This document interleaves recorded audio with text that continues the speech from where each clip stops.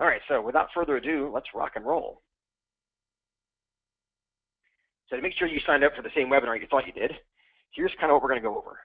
Just do the intro and give you some expectations of what you're going to get out of this, what are the rules of engagement for how this whole process works, how the evaluation process works, and then I'll actually go through a step-by-step of what the proposal evaluation process looks like. And then if you need more help, I'll talk through how you can actually get more help on this topic and others. And then there are 2 bonuses at the end, just as a heads up as we get through the content. All right, that's me. For those of you who don't know, and I'm thinking you probably signed up for this through LinkedIn or through an email, so you probably know who I am, but in case you don't, that's my mug.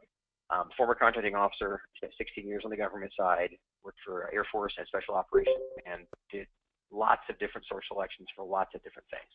And it's funny, I added it up one day just for fun, and it was over $3 billion. so it's an interesting how much of this stuff, I have lots of stories, and here's some of them today. And this is what I do now. Basically, we're here to help companies that have graduated out of all the free advice, and you just need more help. And this is an example of that. And so we also have a podcast. And just to give you some context, this is what we do. We help you know more, win more, and do more. And so there's the entirety of my plug about me. Enough about me.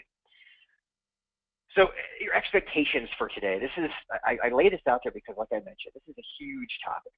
And we, as Skyway and the podcast, and all the stuff that we do, it's all about the waterline, which is where you can actually get work done. All the stuff below the waterline, that's all the policy, that's all the regulations, that's all the executive orders, that's all the bills that are working their way through Congress. It's the stuff you can't control. So we focus on what can you see, what can you control. You know, you can't go below the waterline. You can. I mean, our mission is not to help people below the waterline. It's to help you at the contract level. So this is a lot of things that are actionable that you're going to see, that you can do something about, or that you're going to feel the impact of as a government contractor. And that's how a lot of actually almost all of our content is around this concept of, we keep it at the waterline where it's stuff you can actually use now, because there's so many things that are theoretical that they're a waste of your time. and time is the biggest equalizer in business, so I'm a huge fan of saving you time. Okay, speaking of time, this webinar is again, I want to make sure you signed up for, or you showed up for what you thought you did. This is for you if you actually are a government contractor already, or you want to be, right? This is not a commercial one. I got that question before, so I wanted to make sure I hit it here. Also, if you submit proposals or plan to submit proposals, then this is on federal RFPs, then this is for you, especially if it's under FAR Part 15, because that's what I'm talking about today. I can cover a lot of different areas, but today's topic is on FAR Part 15, and specifically on how the evaluation process works just for FAR Part 15. So the other side of that is this may not be for you if, and one of them is if you only sell through a government purchase card. This is not the process for that. That process is pretty much all relationships. It's just they come into your store and buy from you, right? Which is a whole other topic. Likewise, if you only sell through GSA contracts, this is not the GSA contract special. There's a different process for that. Now, that being said, we have other resources to help you, but just because I'm not offended at all if you drop off and go, oh, I want to learn about GSA contract, I'm not going to cover them today. And this is a whole waterline thing. There's a lot of stuff I could cover, but I'm going to cover what I know will actually help you now. Okay, so one of the best places that we start is the acquisition time zones and the execution time zones. For those of you who are podcast listeners, you're familiar with these. And if you're not, I'm going to show you how to be a podcast listener. You can get these. They're free. Podcasts are free. They're on iTunes and on our website. And so podcast number 3 is the one that specifically talked about the acquisition time zones. And we'll just here is a lot to look at, so I try to kind of pace myself with these. The acquisition time zones are everything happens before award, the requirement, and then there's the actual market research the government does, the RFP zone, where they actually put out the RFP, and then there's the source selection zone. The one that we're in today, this one topic we're talking about today, which is the proposal evaluation process, sits firmly in the source selection zone. There are lots of things that happen before and lots of things that happen after, but this is where we are today. And so I point this out because this whole process, including the execution time zones, this is repeated. In fact, I would argue that this applies, and you can listen to podcast number 3, and it'll walk you through how this applies to pretty much every acquisition, whether it's a GSA schedule, or it's a full and open competition, or it's a small business set-aside, or it's a micro purchase, or whatever. And for that matter, for most part, when anybody buys anything, these apply. But they really apply in the government market, as you can see where the lines are between them. And so I'll come back to this at the end, but I kind of I'd like to give you all an understanding of where we are in the overall cycle And this is the life cycle, basically, of government contracts in a nutshell. And again, if you want more on these, you can email me afterwards and I'll send you these, but you can also just Google execution time zones and contracting officer podcast and you'll find it. So there you go. As you can tell, I am caffeinated. I talk fast. I'm going to cover a lot of content. My goal is to keep this under an hour. That's what I promised I would do. So if I go too fast for you, number one, ask questions, and number two, our team can get into a lot of this stuff more deeply. We have all kinds of content elsewhere. So if there's more specific questions, some of our content is free, some of it is not. So just as a heads up, I'm going to go through a lot of stuff, and feel free to stop me, or for that matter, follow up afterwards. Okay, enough of the intro stuff. Now, what are the rules of engagement here? Where are we in the overall process? One thing I want to point out to people, and this is something I didn't see as clearly as a contracting officer until I got out. This is a complex sale, and the reason I say that is that the proposal is the last step in the complex sale. This is not when you show up and go, oh look, this came out this opportunity came out, it's due tomorrow, let's put a bid in. And again, a lot of people that do that, and you'll hear lots of stories of people being successful with that, but it's not very effective, right? But more importantly, I want people to understand that from the government perspective, this is a complex process. Their evaluation of the proposal is the last step, as I just showed you in the acquisition time zones. They got 4 big zones they got to get through, and this is one of the last steps in the source selection zone to actually awarding the contract. So understand that government contracts at this level in FAR Part 15, it's a complex sale. And we strive to kind of help you understand as many of those parts and as many of the moving parts as we possibly can. So understanding the complexity and feeling the I guess we'll say overcoming the urge of saying, oh, well, it's just going to be an easy sale. They're never easy. At FAR Part 15, even if they're only a $2 million action, these rules still apply.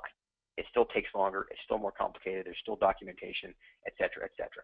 So understanding that once you cross that line from basically from simplified acquisition procedure of 150,000, once you get above that line, these rules apply. Now, they're more complex steps and they're more approvals, et cetera. But the complex sales that we're talking about here. So what's happened? Where are we in the process? Well, as you can see from the acquisition time zones, the RFP closed, and now the proposals have been submitted, and now we're in source selection. I put that in quotes because when somebody says we're in source selection, that's what it means to me as a government contracting officer, or a former one, full disclosure. When you say in source selection, that means you got the proposals, and now we're actually evaluating them. And that term I've noticed on the industry side, some people say, hey, I submitted a proposal, we're in source selection. No, the fact that you submitted the proposal doesn't mean that they've closed, doesn't mean they're doing an evaluation. The fact that the RFP is out does not mean that they're in source selection. This means that they're now in the source selection zone where the proposals they're going to get, they've already gotten. Now it's time to decide. That's why it's the last step in the complex process. So I show you this one because a lot of times there's a frustration over, well, we didn't put that in our proposal, but you know that. Or there's the issue of, why do we have to put everything in the proposal? Or I got kicked out because we had, on a technicality. Or as a contracting officer, I had to kick you out on a technicality. This is why. This is right out of the FAR. And by the way, anything you see in quotes, I'm pulling it out of the FAR. In this case, I actually gave you the reference. You can go look this up, FAR 15.3. And it basically says, you read it, right? But it says it's based on what's in your proposal. And this is the language. So if you're a proposal manager listening, we have a couple of them, and somebody says to you, why do we have to write that in a proposal? Show them this. If you're a business development guy, and you say, well, why do we have to explain that in the proposal? Show them this. If you're if you get a debriefing and they say, well, we had to kick you out because you didn't put this in your proposal, this is what they're going to show you. This is why the proposal is so much more important on the government side than it is on the private sector. Because the private sector, a lot of times, it's much more about relationships, right? And so if you skip something in the proposal, if they don't like the way you wrote it, if they really like you and they want to keep you in the discussion, they're just going to let it pass. Well, this basically says, thou shalt not pass. and that's painful to hear. But this is why it happens. Okay, so I like people to be able to see, wow, they're not just being mean. This is actually based in what's in the source selection rules. This is how they say, they shall do it this way. So in the source selection, what does the contracting officer care about? You're kind of getting the theme here. The first one is thinning the herd. It's harsh, and I use harsh language because it's clear. I would rather be clear than clever. And so sometimes people get offended by how direct I am, but that's what they're doing. I'm going to kind of talk through a couple of examples, but I have 10 proposals, right? I got to evaluate all 10. Okay, fine. But I can't award all 10. I can't. It's fact, right? So I'm trying to thin the herd.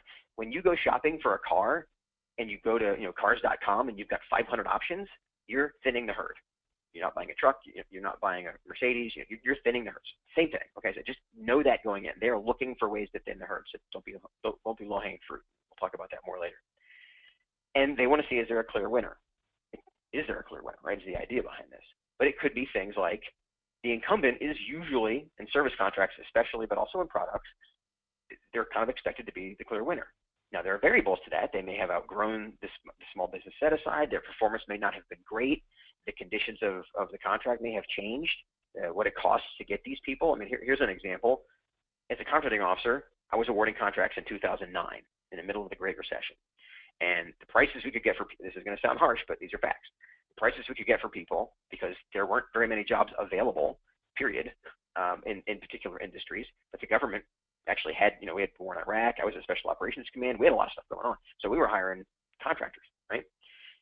So what they would take for the competitive wage and the competitive cost of things was lower back then compared to now. And there's an example of things that have changed. Now, I tell you that, one, because you know that. Most of the folks on here today are industry. But don't expect the government people to realize that. When 5 years later, when they look at the numbers, they're like, oh, well, the clear winner's the last company. Oh, but they're really expensive now. You got to close that gap. So if you're the clear winner, don't just assume that they're going to give you a pass. Because going back to that far part I just showed you, it's what's in your proposal, right? So they're looking for the clear winner. I always like to be able to say, okay, here's 10 of them. I know that this one is the incumbent. This one has great experience with us, great past performance. I recognize from work they've done for a different agency, and this one has a very clean proposal. So within the first first week or two, I can say, okay, these probably are going to be in the competitive range. But that's what thinning the herd looks like. So the idea is realize they're thinning the herd, and then your goal is to be the clear winner at it as soon in the process as you can be. And I want to copy stuff from your proposal. I'm lazy. I say that kind of, it sounds kind of mean, but it's true. I mean, how many times in any kind of documentation you're getting, you want to copy and paste stuff from the content that's out there. That's why you Google things, right?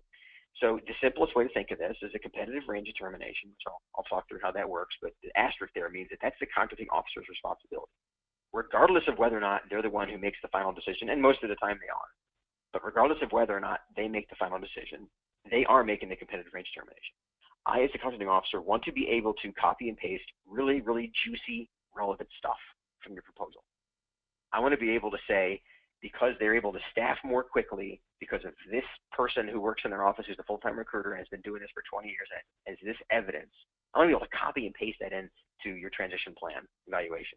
So that I can say that's why they move on to the next round. And by that was a service contract. If you guys aren't from, transition plan is when you move from the old contract to the new one. A lot of service contracts have that. So that's the kind of stuff I want to be able to copy. And that's the same stuff I'm going to be able to copy, or I'm going to want to copy into the source selection decision document, which I'll talk about later. That's the final document. And so the idea here is, if you go into this with the approach of they're going to be thinning the herd, and maybe I shouldn't even be bidding on it if I'm going to be one of the ones that gets culled from the herd. Also, am I a clear winner? Could I be a clear winner? If I am, then make it really easy for them to pull stuff out of my proposal and just stick it in these documents. Because that's what makes their life easier. That makes things go faster. And quite honestly, that's the intangible part. Is make it really easy for them to award to you. It's the whole thing of make it easy for customers to buy from you. So now we kind of know the rules of engagement. Now we're into the actual proposal evaluation. In other words, what is the government actually doing? Well, on one hand, they're holding their breath. And I say that because there are a lot of things that happen when the proposal is due. Like final day is coming. So the questions like, how many do we get? Will they actually be competitive? Who is going to propose? Is the actual incumbent going to propose? Will somebody protest our solicitation? You have until, as offers, you have until the minute before the RFP is due, or sorry, the proposals are due, to actually protest and say, oh, well, this should have been a small business side, or this should have been, pick a reason. This evaluation factor is not fair. Whatever your reason that you protest, all that can happen. I had one happen an hour before the proposals were due. So talk about throwing a wrench in the process, but that's what they're stressing over. They're wondering about that stuff. And then my favorite one is, will the actual portal that we use actually work? And so many of you who do submit to different agencies, they have their own process. They have their own portal. At one point, I actually used email because back in the old days, like 5 years ago. And SOCOM didn't have a very effective portal. And so when the Navy's got them, lots of agencies have them, but we didn't have a very good one. And I said, rather than have them mail us proposals, let's just have them email them. Of course, we had to encrypt them because this is all of their proprietary information being sent in the proposals, and they were so big, and it was a thing, right? But that's still a stressor that they're worried about. Can I actually get these proposals into my database so I can actually start evaluating them? So that first day, probably, I'd say first 24 hours after the proposals are even due, this is what's going on. They're just trying to make their system work. And because it's depending on the size of the proposals and just how much work they've put into getting to this point, like it or not, they're going to be not so worried about you personally, just as getting the pile of proposals in. And this is what they're stressing over. So here, my friends, is the overall process after they've gotten the actual proposals, which is, and again, I got file references for each one of these. You can see I did not make this up. I'm going to talk you through how each one of these work, but this is the process. So this is your first chance, not your only chance, but just as your first chance to screenshot this if you want to. Say this is the process in a nutshell. And so when the proposals come in, what do? Right? Well, that's the first step. So what actually happens when they submit? When now they've got them, they've gone through the stressor of freaking out over whether or not the portal's going to work and all that happy stuff. Now they've got them. What are they doing? Oh, remember the low-hanging fruit? They're trying to get to one. Well, this is what is anybody late? And obviously, be on time, right? And so we actually did a webinar about that. And I say that enough that I honestly think the most successful proposals we've had, ones we've helped clients with, and honestly ones that I got when I was a contracting officer, submit them a day early. It's kind of counterintuitive because you're like, oh, I only got 30 days. Oh, okay, admit out of the gate that you're only going to have 29 days, and submit them a day early because it relieves a lot of stress from you. Because now number one, you do have the emergency 24 hours of extra time. But now you're going to be able to submit it through the portal. You know that when you ship it, it's going to get there on time. And by the way, if you're shipping it, you actually have to do it like 3 or 4 days early. It's a whole different issue. But make sure that you're sending it early. And here, from the contracting officer perspective, I remember the companies that their proposals came in a day early. You want to talk about branding? It's amazing how different I felt when they were like, oh, thank God I got this one early. So it's just done. Because remember, they're stressing over whether or not they're going to get them, and is somebody going to submit their proposal or their product sample, and it's going to show up like at 4:50 when it's due at 5 o'clock, and then I'm going to have a conversation with them, and then they're going to threaten to protest because they were stuck at the gate. All that creates drag and stress that, whether we agree with it or not, the government folks are dealing with, right? Well, you eliminate that stress by shipping a day early, and when they get it a day early, you're doing them a favor. I realize 24 hours of proposal time is a huge effort. I get that. We've done it. Trust me, it's stressful. But I'm saying this is an opportunity out of the gate to separate yourself. But they're looking for, obviously, the low-hanging fruit, page limits, fonts, etc. Just don't screw that up. That's pretty easy. They're also gathering the source selection, evaluation board members, right? These are all the people that are going to evaluate, and they may be coming from all over the place. Like a lot of the source selections that I did, we had people coming from all over the country. And sometimes we put them in one place. Sometimes we set up a portal that was protected inside SharePoint that only they could get access to this stuff. Sometimes it was a hybrid where we'd have them do the technical evaluation, like it was a big one. They would do the technical evaluation remotely. Or their initial evaluation, we'll call it that. And then we would all come together for 2 or 3 days and kind of hash out, okay, what's the final consensus? And so they could do it lots of different ways. But understand this whole sequential or concurrent, sometimes, like let's say I get 5 proposals. Sometimes I will give all 5 to each group, the technical team and the pricer and the past performance team, and say, okay, do them in whatever order you want. Other times I'll say, all right, let's all do this one. And understanding the difference, which you can't impact that, by the way. You can't do anything about that. I'm just telling you that this is what can happen, is that when they're doing them sequentially, what happens is we're all on the same page.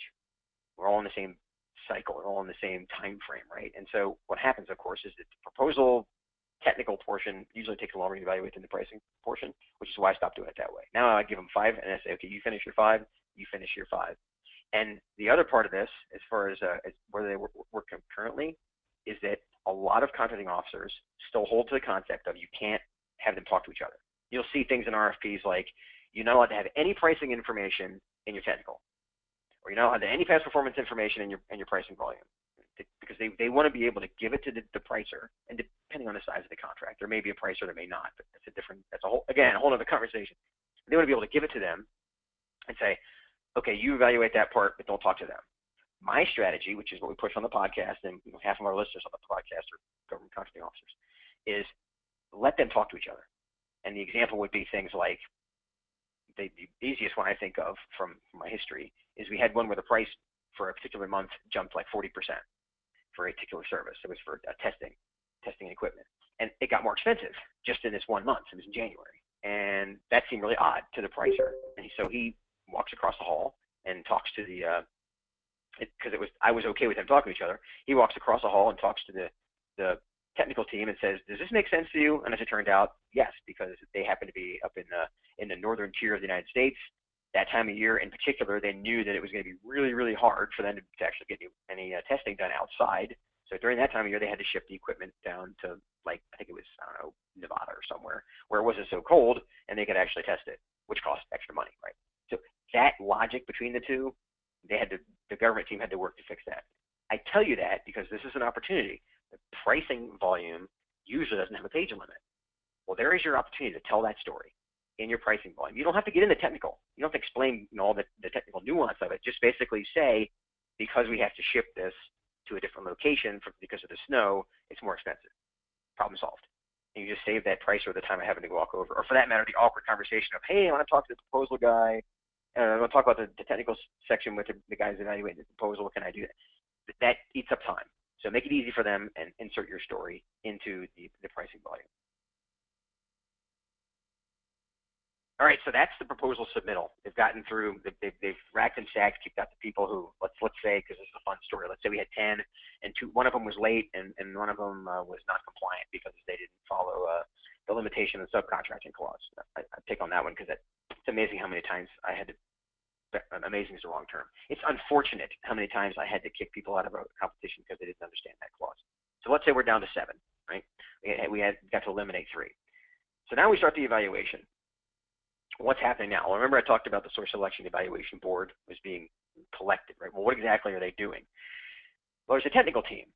Well, the technical team is doing what you expect a technical team to do. They're saying, can they actually perform this based on what's, and you like the second bullet there, see the quotes? That means it's right out of the FAR. Solely on the factors and sub-factors specified in the RFP. This goes back to, I can only judge you on what I asked you. What did you say? What did I say that I needed you to do? And then how are you answering that question? So if you tell me that we'll pick services, I asked you how you're going to staff this, and you're telling me that you've got a great you have a great healthcare plan that keeps your employees. They're not related. I need to know how you're going to staff it. Tell me how you're going to recruit and retain these people. Now that's part of the story. I get that. If you have good healthcare, they're likely to say, I get that. But you got to connect the dots for me. And so that's the kind of thing that when somebody says, well, they kicked us out or they gave us a bad rating because they didn't consider this to be valuable, they can only judge what's in the actual RFP. And this is one of those things that, while it sounds kind of crazy, this is the stuff that protests are won on all the time. Is if you give somebody, if I, as contracting officer, give somebody an award based on their ability to make it 5 pounds lighter, because that's something that the operators decided that they wanted. But that wasn't a requirement in the RFP. The requirement in the RFP said it needed to be faster. I'm using an example from a vehicle that I bought. And somebody would have successfully protested and said, well, you can't award based on speed when you said you were going to, or you can't award based on weight when you said you're going to award based on speed. And I know that sounds kind of silly because in the private sector, it happens all the time. But that is a winnable protest every single time. And because of that, the lawyers and the contracting officers and all the people who are looking at this stuff, they're terrified of going off and saying, yes, that's a really cool thing that they're doing. I know it's really awesome, but it wasn't something we can evaluate on. So if somebody finds that out and they protest it, they're going to win, and we're back to square one. And this is why capture, by the way, is so important. That's why it's so important that if your strength is the speed or your strength is the weight, your job as the capture manager is to get them to fall in love with one of those two, and only one of those two, and the one that you have strength in. So and this is why. So when somebody says, why it's so important to do capture, this is why. Because it's right out of the FAR, they said they can't judge you on anything else. So what ratings do we have exactly? Like, how do they do it? Well, there's a couple of examples here to give you an idea. Is that the color ratings, there's adjectivals, and I think there's a numerical. And my favorite is the ordinal. And the reason it's my favorite, in a twisted kind of way, in accordance with the debriefing rules. And ordinal means they put them in order, right? That's what it means. So like they rank them 1 through 10. So in this case, using our 10, we're down to 7. They're going to rank them 1 through 7. If they rank them 1 through 7, then at the debriefing, you ask them this question and say, hey, did you use an ordinal ranking system? Did you rank them in order? If the answer to that is yes, then they have to tell you where you fell. And by the way, by finding out that you were number 6 out of 7 means, wow, don't even fight it. Even if you could make the case, you got 5 people to pass or 6 people to pass, it's not worth it. However, if you're number 2, well, okay, you know it's pretty close, right? Now, that being said, as a contracting officer, I figured this out pretty early, and that's why I didn't do ordinal rankings. And it's why a lot of people don't. Because numerical weights and like the green versus blue, that's why the green versus blue versus red is so popular, is that all I have to tell you is you were green relative to everybody else. Everybody else was green. That's very different than saying that you were 6 out of 7 or 3 out of 7. So in the rare case where you find an ordinal ranking, and you'll see this right in FAR 15.5, it says when there is an ordinal ranking, they have to tell you what it is. So just that's a little bonus for you. So what's a past performance team doing? But keep in mind, past performance is one indicator. Well, I want to say it's never. It's very rarely the most important. I would say it's always considered. In fact, it has to be considered to some extent. But with rare exceptions, FAR 13.5 doesn't require it. But again, we're not talking about that. But these are the areas you got to be worried about. Recency, or are you doing it now, right? And then relevancy. Have you ever done it in this way? And then my personal favorite is there's a difference between having experience and having performance. Performance is how well you've done it, whereas experience is just having done it. And so be very careful there when you go with the relevancy. When you go with a relevancy approach, it's like, yeah, I've done this before. Okay, but just because you've done it isn't as powerful as the other 6 competitors who have evidence that they've done it well because of CPARs or because of testimonials or whatever. But just be careful there that experience does not equal performance. And then make sure you're explaining the source of the information. Probably my biggest pet peeve as a contracting officer when I'm reviewing past performance is this is going to sound harsh, but you know how I work. They're empty promises. They sound hollow. And you're going to see, and a great example of that is at the end of this when I talk about the kind of stuff we do. I have 2 testimonials in there. That's why. It made me crazy when somebody would say, hey, we've been doing this for 15 years. We're number 3 in the industry, which, by the way, makes me concerned because I want to talk to number 2 and number 1. But the idea of, we've been doing this a long time. We're really good at it. We've won the following award, right? And it's an award like like an Inc. 5000, which, yay. While that's cool, and think about it, it's a contracting officer, I could care less. The context of that kind of stuff, right? Give me a source of information like another contract. Yes, it may be a government contract. It doesn't have to be. In fact, if it's not a government contract, ask that question if you can submit commercial ones, because commercial testimonials are much easier to get. I think I'll say it that way. Most government people don't really want to say, hey, yeah, this company was awesome, because it creates all kinds of Procurement Integrity Act issues, and we know that. But on the commercial side, it does not. Commercial side, you see the testimonials all over our page, and I'm surprised I don't see more testimonials from commercial contractors. I know most of you have commercial lines too. Get testimonials on how well you do what you do, how well you do software development, how well you do SharePoint management, how well you build products, whatever it is. Get those testimonials on your site, use them in your proposals, because that's the real source. That is a source that I can cite and go, hey, this company who's a customer there said they're great. That's very different than most of the past performance references I got, which basically said, yeah, we're great. We had some contracts. And again, sounds harsh, but you want real data. Here's real data. So then the cost and pricing, right? So price always matters. We can argue that from here to eternity. And I know the instinct most people have to when they react to that is say, well, you mean price is always, lowest price always matters. No, I didn't say lowest price always matters. I said price always matters. And the idea here is how much it matters depends on a lot of things, and you're listed a couple of them here. But think about what's happening here. I've got started out with 10, now I'm down to 7 proposals. I am going to evaluate price. I have to evaluate price, right? How much it's going to impact you, we're going to find that out later. But right now, they're only in this stage for the Source Selection Evaluation Board report. They're comparing your price to the requirement. They're saying, can he she actually do this for this price? So if you say things like, I've built this vehicle in the past for $100,000, and now I can build it for $50,000. You better have a great explanation, right? Or likewise, I built it for $100,000 in the past, and now it costs $150,000. Well, great explanation. Or for that matter, it costs $150,000. Why? See, I got to know what the context compared to the requirement, and that's really what the pricing volume is all about. I think sometimes people they go in with this whole. We talked about this in a recent podcast, or actually it was a recent presentation we gave out in San Diego. This idea of price to win. Be very careful when you do price to win, because if you come to this stage and you're pricing your proposal to win, what the government people are looking at this moment is, are you pricing to execute? Can you actually do it? And if you get kicked out because you're lowest price at this stage, while that sucks, that's not nearly as bad as being dragged along through the whole competitive process, only to find out in the end that you're still 20% more expensive than somebody else, even though you cut your price. You don't want price to be the factor, the initial factor. And one of the best ways to not have it be the driving factor is by some of these elements here, like your targeting and understanding contract type. But understanding it will always matter, and I'll tell you more about that when I get to the next couple of phases here. But before we get to that, now we're into the optional stuff, like the government has to do the evaluation. But they can also do, after they do the evaluation, they can actually do these things called exchanges. And these are words out of the FAR, clarifications, but what it really means is that they're trying to award without discussions. And for those of you who don't know, award without discussions, by the way, this is what caffeinated sounds like, so I apologize, I'm going really fast for you. Award without discussions means that they're going to award the contract without negotiating. So we have our 7, and they're going to pick the best one, and they're going to award. Now, what clarifications are designed for is only to remove perceived deficiencies or obvious mistakes. In other words, it's a yes/no question. Did you mean for this to be 100,000 versus 10,000? Did you mean for this key personnel resume to be here versus over here because you called him a key personnel on one place and not another? Which, by the way, these are optional. They don't have to do that. Do not ever count on them doing this. But I'm just saying that they can. They can ask you yes or no questions, because let's say they've got one apparent winner, right? I went back to who's the clear winner. Let's say to make it simple, let's say it's the incumbent. And the incumbent screwed up the proposal, and they priced it like a decimal point too high. Like the number doesn't make sense. And everything else looks good, but they do, because this is probably the clear winner. They do want to award to them. They kind of see the value of this and have kind of permission to win. That's probably the way to think of it.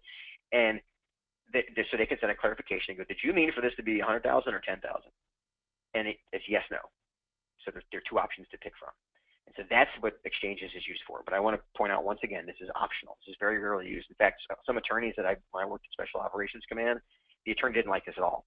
He said, we can't do exchanges. If we're going to have conversations, we have to go to competitive range. So he refused to even let me do them. So this is kind of a very underused part. Because they're terrified of people protesting over, well, you didn't do clarifications with me, and these are not required for everybody, whereas negotiations are. There's a key difference. This is a yes or no, right? You could literally pick 3 out of the 7 and say, hey, you had this problem. Did you mean to solve it this way or this way? And they pick A or B, and you keep going. But they're not required to do that, and they don't have to do it with everybody. That is a very nuanced approach that not every contracting officer is going to take for lots of different reasons at all. To keep us moving, I won't talk about it quite yet. So now we get to competitive range determination. Okay, well, what is that? Well, it's just what it sounds like. It's how we get the final group. And so you hear a lot of, in fact, there's a chapter in my book called 3 is the perfect number. And this is why, is that we went from 10, now we hit 7, and now we have 3. So the 3 best companies, one of them is going to win this, right, is the approach to competitive range. So keep in mind, the competitive range determination is, per the FAR, decided by the contracting officer. Now, full disclosure, they're not making this decision in a vacuum. They're just the one that's signing off on it, saying, based on the stuff that's in the source selection evaluation report, based on what we have so far, these are the 3 best opportunities. And so now is the first time, I should have put a little line there, now is the first time that the proposals or the offers are, through their proposals, are being compared to each other. Up until now, it's all been comparing their proposal to the requirement. It's checklists. It's, did they do this? Did they do this? Did they do this? Is this requirement met? Do they have a pricing volume? Did they do this? That's all, it's much more, did they answer the mail? Now, it's an evaluation of how well did they answer the mail relative to the other people that submitted proposals. So there's a thick black line here, right? Once again, this is not required. In fact, a lot of folks don't use it because it creates a lot of protest fodder. People can protest the fact that they weren't in the competitive range. They can protest why they were not included in the competitive range for this opportunity, even though the last time they were. I mean, there's all kinds of stuff that's perceived as contracting officers. The reason that I would not go in a competitive range is I'm just trying to get the work done. In theory, it's going to save me time just to award. Now, that may be true, but the reason that we push this, we have a whole podcast about competitive range, which I'll give you the link to it coming up. But the idea here is we're trying to get the government folks through the podcast and other means to learn from the competitive range and use it more. And so in theory, this will start to happen more as they have more opportunity to use it, but let's put that aside for a second. A lot of agencies do use it, and for larger acquisitions, they definitely use it. Like for, I would say probably anything over 25 million, you should expect to see this. In some agencies, maybe over 5 million, it depends on the agency. But again, it's not required. It is an optional approach. But understanding how it works is can help you a lot. So you made the competitive range. Went from 10 down to 7. Now we have 3 companies who are in the competitive range. So now we do this thing called negotiations, and the official word for it is discussion. So I mentioned before, when you award without discussions, it means you the contracting officer or the government skips this step. But here's the thing: this is only offered to those in the competitive range. And the reason that's important is, remember, we had 7 companies who submitted a successful, a compliant proposal, right? A reasonable proposal that was worth evaluating. But only 3 of them made the competitive range. Well, only those 3 are going to be negotiating with the government. And here's the other thing. I got a question last week at this point. Somebody said, well, do they have to negotiate with all of them? Yes, they do. That's the thing. Is not only is it you have to, if you're in those 3, they are going to negotiate with only those 3, but they have, if they negotiate with one, they have to negotiate with all of them. Oh, we got a raised hand. Okay, stand by. Let me figure out how to get, oh, there's my kid playing baseball in the background there. I love this. All right, raised hand. All right, I'm going to unmute you. Go ahead and ask your question. Oh, I just unmuted you. Hang on, unmute. You can unmute yourself. There you go. Or you can just type it in the chat box, your choice. But you're currently muted. But if you want to type it in the chat box, or if you just want to unmute yourself and ask the question, you can do that. So the intent here at the end of the negotiation is to say, I want you to revise your proposal based on the things that we've talked about. Oh, okay. Now you're unmuted. Go ahead and ask your question. Is it Raman? Hello. I got to do it, man. Everybody's waiting on you. No pressure. All right, we're having technical difficulties. So type it in the chat box. And we're going to have to go that way because I don't want to, I know everybody's time is super precious. And so type your question in the chat box. I have the chat box open. I can see it. And so the point here is that the goal of negotiation is to get to a final answer. And so this is a big part of the process, right? Is understanding what is the negotiation going to result in. And that's where really the purpose of negotiation is to come up with a final answer, right? Based on a lot of, they can negotiate pretty much everything. And it's FYI, most of the time they're not going to negotiate that much. They're only going to negotiate things like, hey, we found these problems. Can you please fix them? Here's our weakness. We'd like you to address. Your price is high relative to other offers, whatever. But they can actually negotiate all kinds of stuff. But that's when this happens. So after negotiation is done, now we're into the needy part. Now you get to revise your proposal. And so it's also called the final proposal revision. And in a nutshell, what that means is they are effectively asking you to update. And they want to clarify and document what we agreed to during negotiations. So this is what's going to go into the final file. And again, if you had a conversation with them on the phone, if you email back and forth, even if you gave them ideas, or if you just answered, sometimes they'll say, hey, just answer these questions, or just answer these weaknesses. But that final version, that's the final proposal revision. And this is important because, once again, remember that only the offers in the competitive range are going to be submitting a final proposal revision. But if any of them are asked to, which they should be, because if you're in the competitive range, you're going to end up with a final proposal revision. That means you all get a chance to. Now, here's a little caveat for you. Understand, okay, here we go. Is it possible to have only one offer in the competitive range? Great question. Short answer is yes. The reason it's a short answer is that, yeah, you can only have one. Honestly, you may only have one offer. So you won't really do a competitive range. The reason I say this, the reason you would do it that way, let's say you've got 4 offers, and 3 of them just aren't even close. And this is a strategy that quite often people don't use, right? But because it's touchy. But the idea here is if the three companies cannot catch up, you got 4 companies that bid, 3 of them are awful, I'll be blunt, and one of them is, or let's say they're way underpriced, way overpriced, didn't answer the mail, non-compliant, whatever your reason is, as contracting officer. But you want to negotiate with this one. So yes, you want to be able to have them clarify their questions. And this happens particularly on requirements that are harder to fill.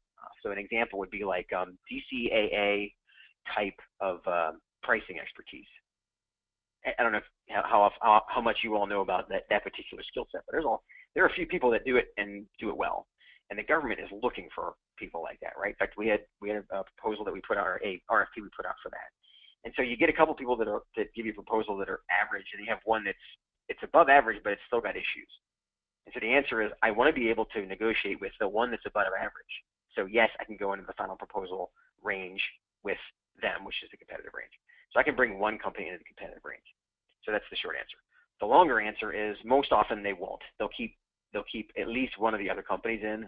I'm a big fan of, I'd rather fight it out now than fight it out later. It's the phrase I used to use as the contracting officer. Because if somebody has no chance to win, bringing them into competitive range just delays the inevitable, because they're not going to win. They're going to lose anyway. So why not tell them now that you're not going to catch up? And so the short answer is yes, you can do that. It is possible, but don't be surprised if they bring more than one. And quite honestly, this is something to be aware of. Maybe do a podcast about this. It's not always a good thing to be pulled into the competitive range if you're not an incumbent I said that wrong. If you're not an incumbent or a strong competitor. What I mean by that is sometimes we've had companies who will come to us and say, hey, I made like we've never met them before, right? They come to us and say, hey, I made the competitive range. You want to help me win this thing?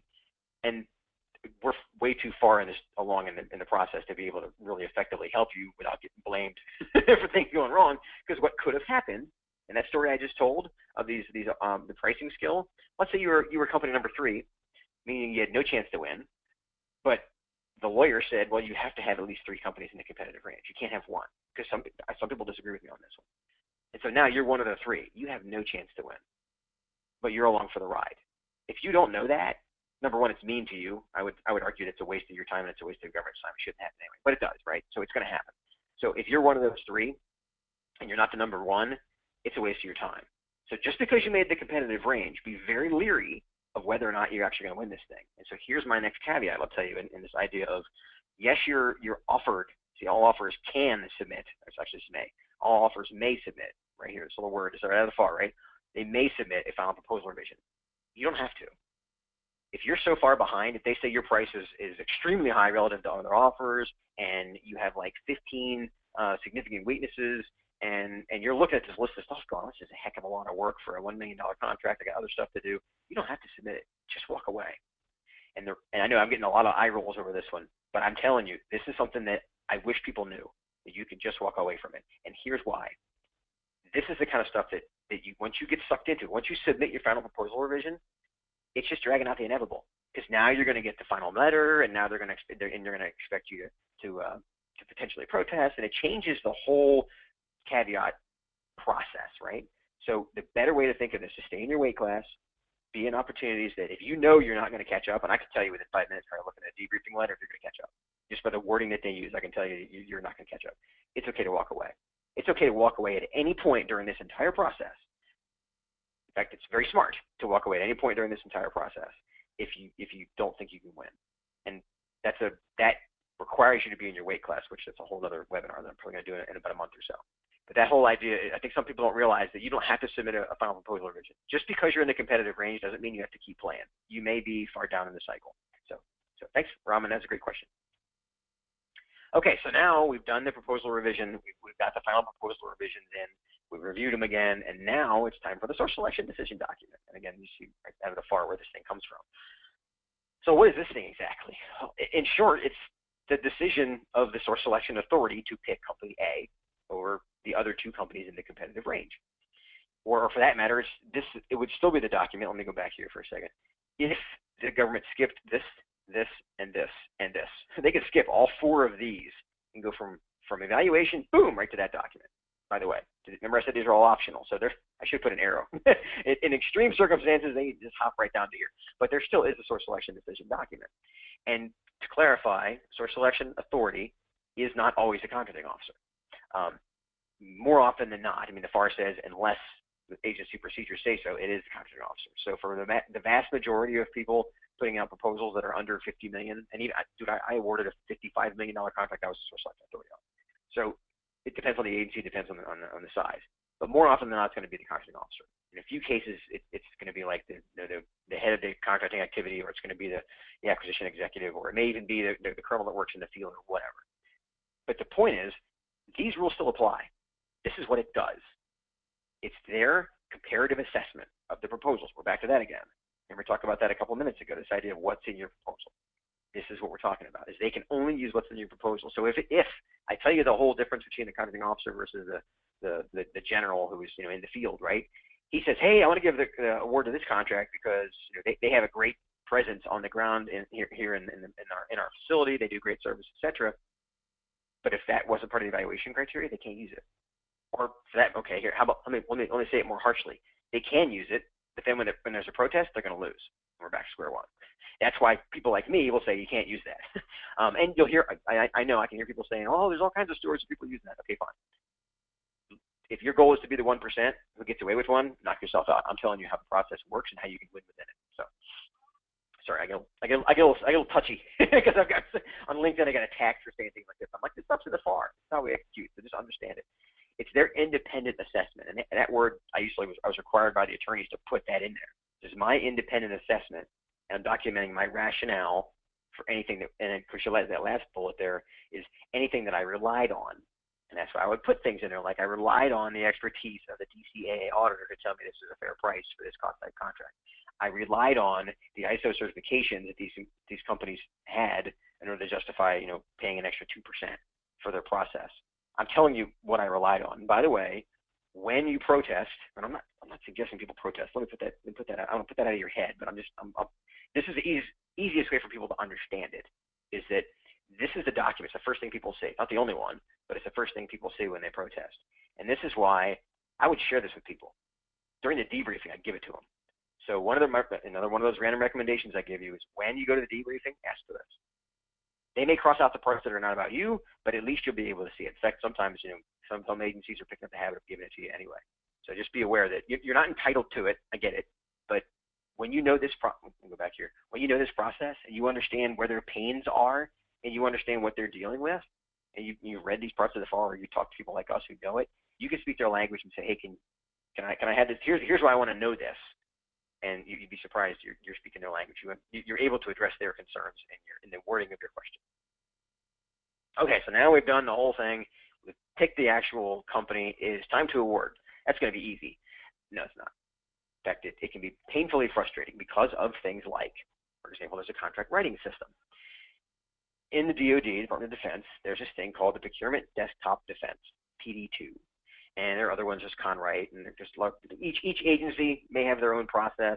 The DoD has they've invested a lot in these tools, but moral of the story is this thing is not always easy. The bigger the contract, the more complicated, the more cleansed, the longer this can take. I had a hiccup there, sorry. Keep in mind that this was written, the proposal was, the RFP was written in this contract writing system, potentially. It should have been, it may have been, depends on how complex their software is. Now they're taking that same system and they're putting the actual contract together based on all the feedback that they got, based on the proposals and all the processes that has happened. There may have been amendments. There may have been all kinds of changes. And oh, by the way, they got to put your information in there since you won the contract. They got to put all the prices for you. They got to make all that stuff flow. And it's a skill. One of my favorite things about getting a contract specialist was one that understood how to use PD2, because that was the contract writing system we used at Special Operations Command. It's also the one we used when I worked with other agencies. And the Air Force, by the way, we had one called Conwrite. But anybody that could master those writing systems was my friend. Because here's how it feels. Hey, we finally got the source selection decision document done. I got the lawyers to sign off on it. I've made the official decision. The whole team understands it. And keep in mind, the source selection decision is usually not being made in a vacuum. I mean, even if the contracting officer is the decider, it's not like they're over in the corner saying, poof, it's my call. Like, a lot of times there's a lot of feedback. So now you got that done, and now let's get it in the contract writing system. And that may take a week. And everybody wants this to be done. Everybody wants the contract to be done because the decision's been made. I'm worried about the news getting out there that this company's been picked. And before I can even call them and say, hey, you've gotten the contract, somebody else is telling them. I mean, it's frustrating, okay? So understand that even after they've made the decision, there's still other stuff that has to happen. And give them a moment to appreciate it. This is, when I say both sides pause, as a consultant helping companies win contracts, oh yeah, we're always going to be taking a moment to enjoy the fact that we won. That's huge, right? That's what we do. But on the government side, keep in mind, they just went through this whole process. They're glad. I mean, they went through this whole process, which in some cases it could take 2 years. Even on smaller acquisitions, it takes a couple of months. So they're glad to be done. So be aware of that. Like my favorite phone call to make was to the company that won and say, you're the apparent winner, and start that whole process with them. Because that was my moment to go, hey, we actually finished this whole source selection without screw it up. And by the way, we almost always screw up something, so we had to fix it. So that's okay. So now we're in the contract admin again. And so now, remember, I'm going to go back to this slide. Remember this whole thing? Now we've crossed out of the source selection zone and we're into the execution time zone. Now there's the kickoff, there's the performance, there's a recompete, and the wrap up to be able to come back to the requirement zone again. So we've switched over into the execution time zone. It's a whole different set of skills. You may get different people. You may now get a different contracting officer who's managing it. One of our team members, Tim, he worked for Defense Contract Management Agency. Their specialty is managing contracts after award. My specialty was awarding them, which is why we have a team of contracting officers, by the way, because we have different skill sets. Like my superpower is not contract admin. My superpower is helping you win them. But my point is, now you've switched to the other zones. The reason this is a big deal is that in the big picture, the acquisition time zones can be like 10% of the timeline, even though it was a lot of work and it was months or years, right? But then there's a 5-year contract after that. So even if it took them 6 months to award it, there's a 5-year contract of performance that's part of the execution time zones. So it's very important to understand that you're transitioning over to execution, but so are they, which means you may be getting new people. You may be getting somebody who they're familiar with how to do a source selection, but they're not as familiar with how to do a kickoff meeting.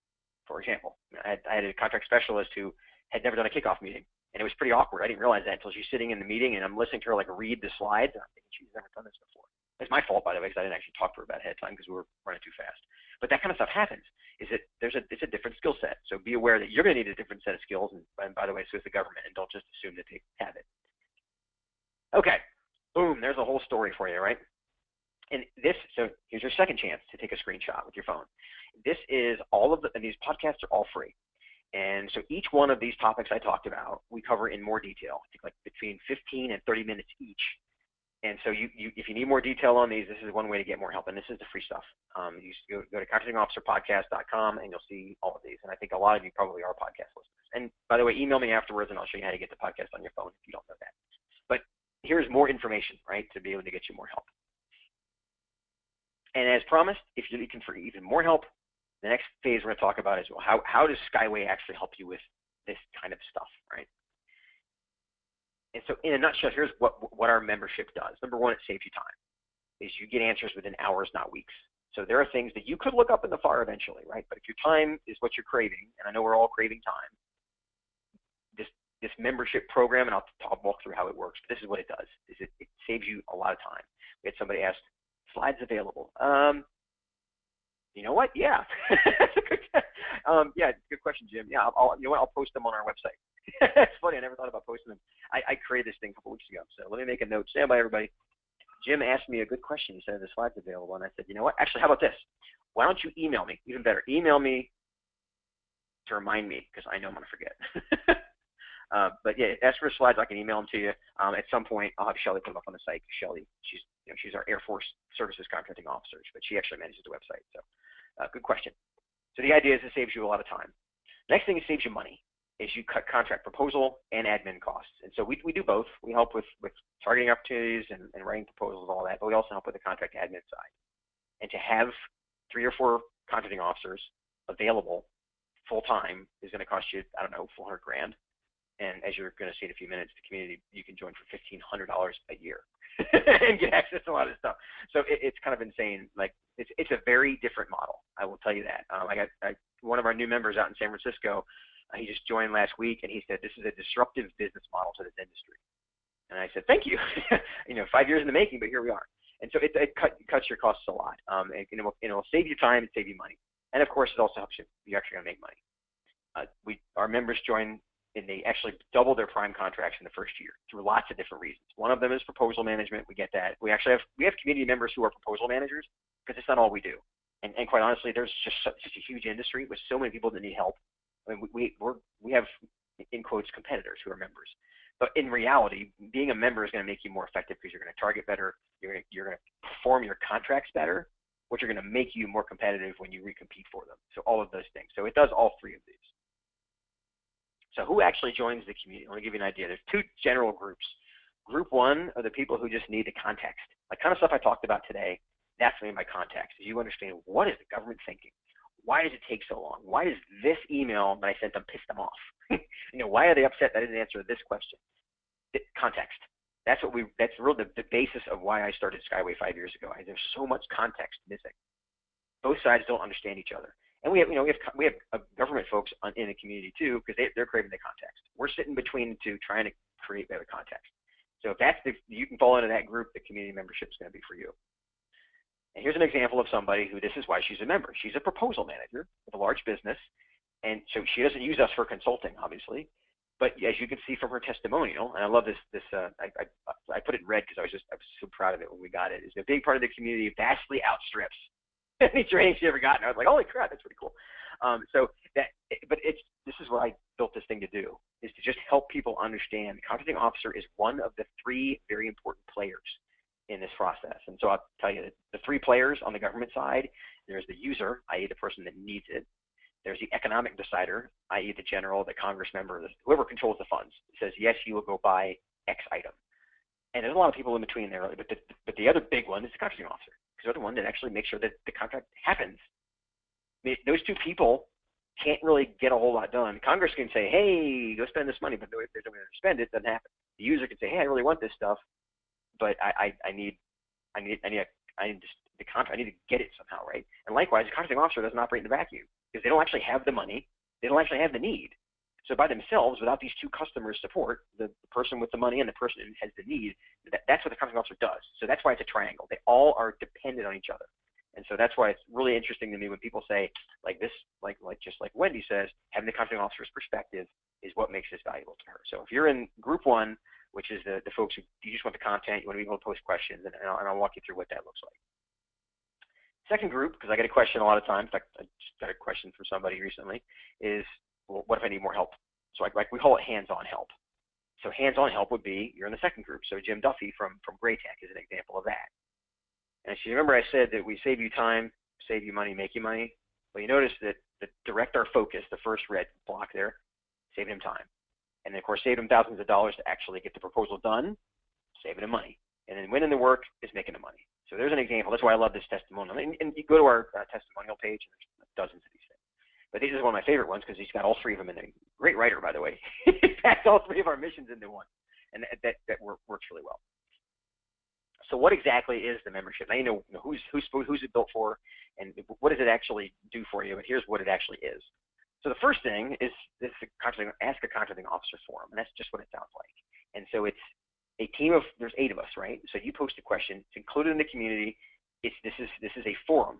This is not a billboard. You post a question in there, and you're going to post your question. We're going to answer it. You may have follow-on questions. We're going to discuss those. We had one this morning from one of our new members who was on last week's webinar. Actually, she joined between last week and this week. She's in Seattle, and her question was about option exercise. And so she asked a question at 8 o'clock Pacific, and then Shelly answers it. Before she went to bed last night, I answered it when I woke up this morning. So by the time she gets back to work, she's got a detailed, a couple hundred words answer on how to deal with her specific problem from 2 former contracting officers. And that's included in her membership, which is $1,500 a year, or $150 a month. That's what gets me. You hear the excitement in my voice because this works.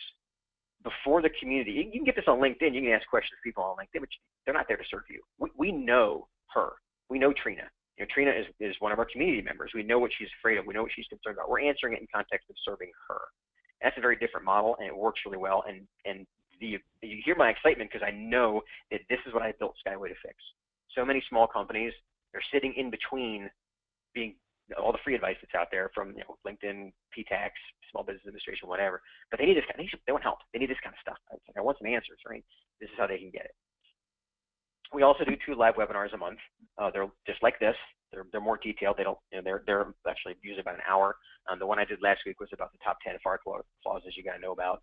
And then we record them. They're interactive like this. You ask questions throughout. And then, of course, they're recorded, and you can watch them on demand. And we've got, I think we're pushing 24 webinars, something like that. And then we schedule them out about 3 months ahead of time so you can see it.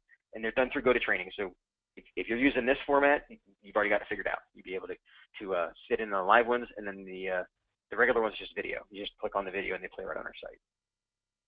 We also have an RFP score tool, and it's the RFP score, it's a catchy name. I'm thinking about changing it because it's not designed for you to score the RFP when the RFP comes out. It's more of an opportunity scoring tool. And the idea is that 21 questions we as former contracting officers wish people would ask before they bid. And so, and full disclosure, it's built off of FAR Part 7. Those are the things as a contracting officer, by the way, FAR Part 7 is acquisition planning. Those are the things that I had to deal with as a contracting officer. So I built this thing, and then we spent like 2 years testing it and putting weighting in it and all kinds of stuff. And just actually, if you Google RFP score Kevin Jans, you'll see a video I have on YouTube about this thing. And so, and by the way, this is not full disclosure. There are companies that have, I think actually GovWin's got one of these, and they charge, I don't know, $3,000 a year, and it's included in ours. So now ours isn't as fancy, but that's okay. So from a price point perspective, just to give you a feel, if this is something you struggle with, then here you go. You also get all the slides for all the podcasts. The podcasts are free. And like I mentioned that, you can get them on iTunes, but we have slides behind them that list all the things we talk about, like how do you do a J&A, and what are the small business set-aside rules, and what are the parts of weighted guidelines, and all those kind, and all the FAR references. They're all in a PowerPoint slide deck that we put inside the community, and then you can just download them and keep them and do what you want with them. And so as a member, you have access to all this. You also have resource library and mini trainings, and a mini training, see requested there. These are things that members will say, hey, I want to know about, like, what's an ELIN, for example, or SLIN, these sub-CLINs. And it's not, it's bigger than a blog, and it's more than I have time to do in a podcast, but it's not quite a full webinar, so we make mini trainings, and they're videos that you can just watch. So, and we have a bunch of articles, and you get 2 a week as a member, and of course you also have access to our team when on an as-needed basis. That's why this membership model works, is that we already know you. We don't wait till your house is on fire. Once you see there's spark coming out of that outlet in the corner, you call us, and we deal with it now, as opposed to when you call us, 6 months from now, and I have to say things like, wow, I really wish you had told me that 6 months ago. And I've said that so many times that you hear the excitement, right? It's like, I know this model helps fix that problem, because it breaks my heart when I say, wow, that cost you the contract. I wish I'd have known that 3 months ago, that kind of stuff. And that's why we're all about building relationships through this membership program, as opposed to just being, your fire patrol that puts out a fire after it's already started. And there are plenty of companies that can help you do that. But if you want to get ahead of these, we're the right fit for you. So to give you an idea of what this thing actually looks like, this is the Ask a Contracting Officer forum. This is from, I think it's from a couple weeks ago, so it's a little bit dated. But there's 78 topics in there, and you'll see, like, there's Shelly. She's the one that actually posted the most recent one. Tim, who's a former DCMA contracting officer, he manages the forum. So whenever somebody posts a question, you'll see, here's Maxwell and Mona, they ask a question, and like, you can see how many voices. So this one has 4 different people talking. And again, these are a little bit dated, because I'll update this thing every week.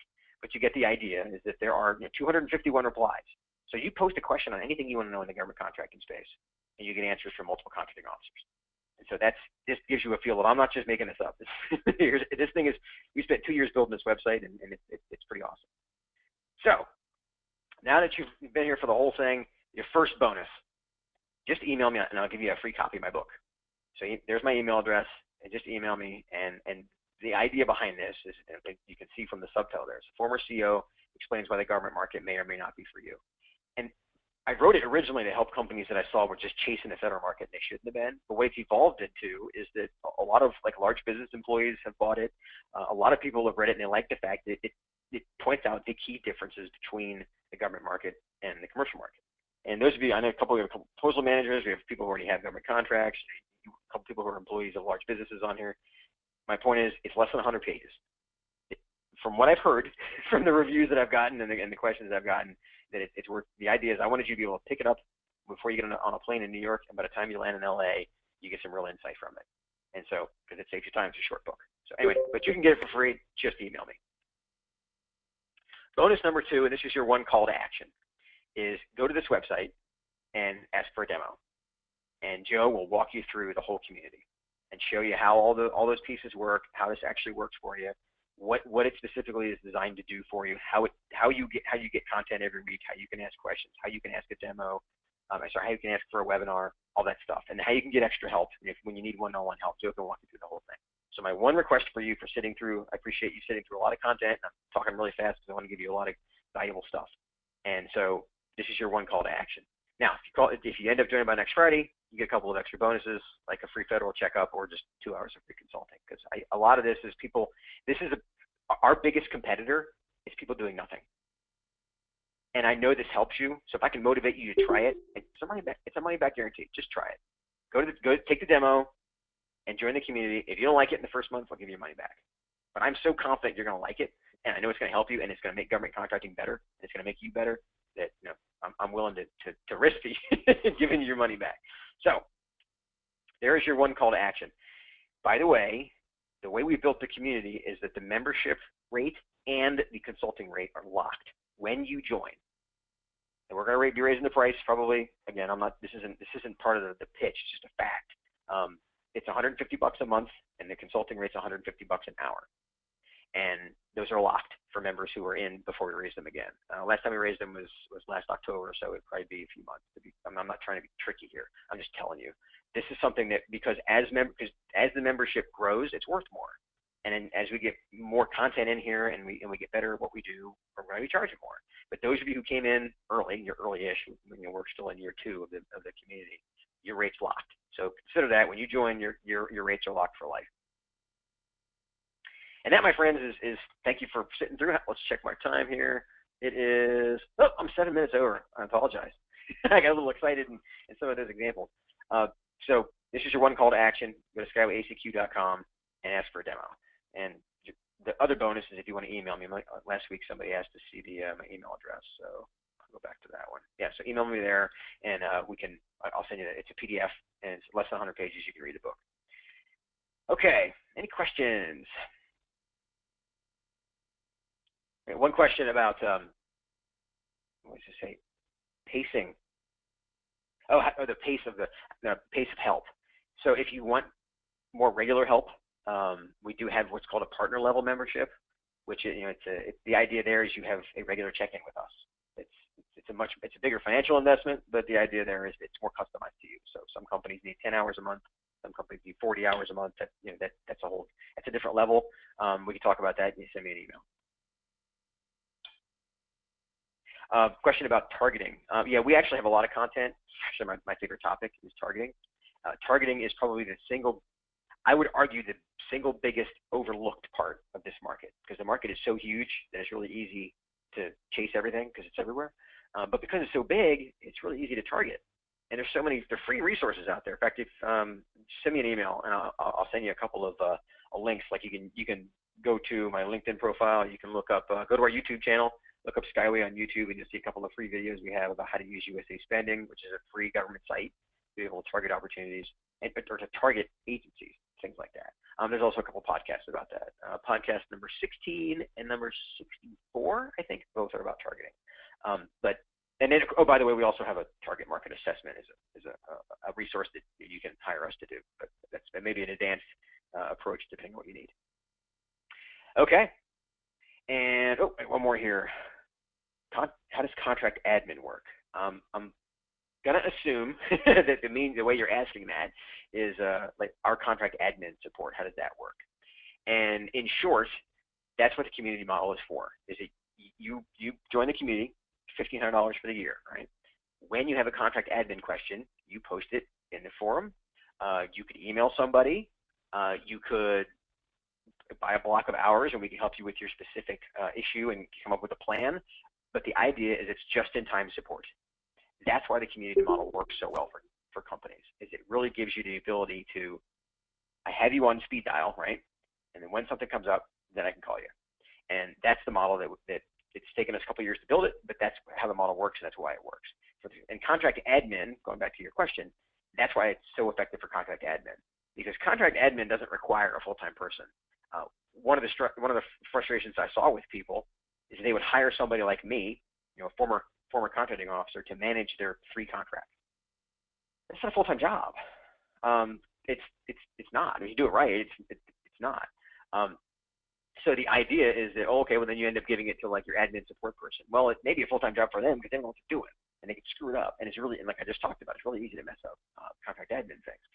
And so contract admin in particular is an area that our members really lean on us, of things like CPARs, or I'm having some trouble with my core, or my personal favorite recently was, I'm not really excited about exercising this option because this contract is not as profitable as it used to be, or I have to hire one more person to fill the gap and then the contract is going to expire in a year. How do I talk to the contracting officer to convince them to not exercise the option? sounds crazy, right? But that's an actual question. That's a real thing that happens. And so right now, where do you have to go to get that answer? Well, you can hire an attorney, you can go on LinkedIn, you can Google a couple of answers, or you can just post it in the forum and get several contracting officers to give you their advice on how to do it. Or you can hire us to actually give you you can actually buy a block of hours, and we'll give you an actual strategy based on your unique needs. All of those options are available to you. And that's why the contract admin part works really well. Most of our partner level members, that's why they become partner level. They want to have like 10 hours a month to just help me with contract admin. Look, do a contract management assessment. Like I have 5 contracts or 3 or 15. Go through all my contracts and help me figure out where my landmines are. So that's how the contract admin support works. All right, any other questions? I appreciate you all attending today. It was really awesome. I had a great turnout. I will be following up with you. Well, actually, I won't. The computer will send you a heads up. I know a couple of you following up with me. Send me the email for the book, and I look forward to continuing to help you. And the last one I'll say is if there's a podcast topic, if you're a podcast listener and there's a topic you want us to cover, let me know, because we have a lot of them to cover, but I really love covering the ones that you asked for first. All right, thanks, folks. Enjoy the rest of your Friday, and wherever you are, I know one guy's in Europe, actually. So I know you're all over the place, so I really appreciate you being on, and have a great day.